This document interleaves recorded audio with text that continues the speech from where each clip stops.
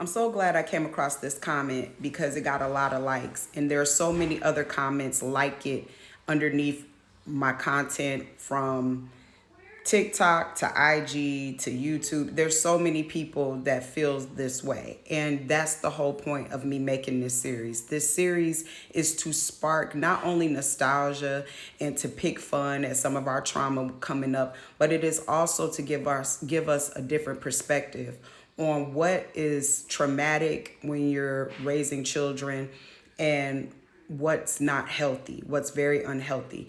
And I know we all, not all of us, but a lot of us grew up with, parents that, they use their community and sometimes they're using their community untactfully. Do you understand? Because that saying, it takes a village to raise a child, it's true. It's very true. And I'm so thankful for the village that I have helping me raising my daughters. I have teenage daughters and one little baby that's still in elementary school. They moving so fast. But the thing is that if we don't start reconstructing how we discipline our children, if we don't start reconstructing traumatic, forms of communication with our children, then we're just going to keep on perpetuating this cycle of just, trauma.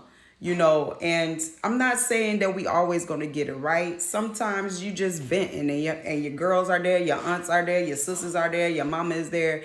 And, you're not going to be perfect at this. I'm not perfect at it. And I still find myself having to stop and be like, well, wait a minute. I ain't trying to embarrass my child right now.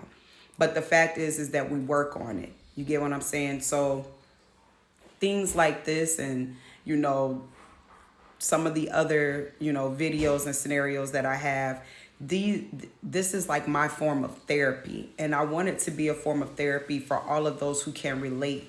And I'm hoping that all of you can see this for what it really is. And what it really is just unhealthy behavior. Now, don't get me wrong. Your child out here in these streets doing things that they know they ain't got no business doing, then by all means, yes, you need to be involved with that heavily because we're trying to protect our kids, especially our young girls. Well, our kids, period. We're trying to protect our kids. And they're not going to always like,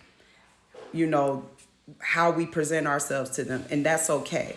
But what I'm saying is that there are certain things that we can tweak and we can change. Excuse the noise in the background. My husband is back there making us some dinner, and so I'm just, y'all, my mouth is just salivating. I can't wait to eat it. It smells so good. But anyway, we can tweak certain things. There are certain things that we can leave out when we, get into in our adulthood and our parenthood that we do not have to repeat. And we don't have to bring those same traumas. We can break those cycles. So that's what this series is all about. I'm glad the young lady voiced her opinion. What stuck with me was the very end where she said, I would never. We all say what we would never do, but let's just strive for, I would try to do better. Okay? Let's just strive for that because to be honest with you, you never know what you're going to do, how you're going to react to things. But what my point is for us to try to think before we react to our children. Even though they don't think before they act. We are the adults. And we have to start remembering what it felt like to be a child. Because, see, that's the whole point of Grand in this particular skit, reminding Crystal what she was caught doing. And sometimes that can help in the process of figuring out other ways to deal with your children when they are experiencing life. Because at the end of the day, we all got to experience life in our own ways. There's only so much you can do to try to control your children. Once they walk out your door, honey, it's a prayer, okay?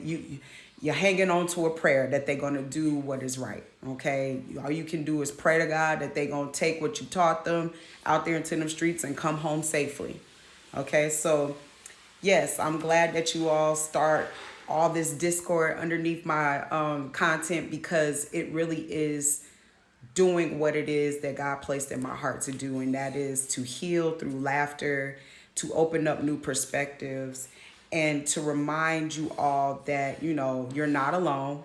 If you dealt with these things, so did I. And as you can see, thousands of other people have too. And we can all come together as a community in trying to find better ways to raise these girls, these boys, these kids, child.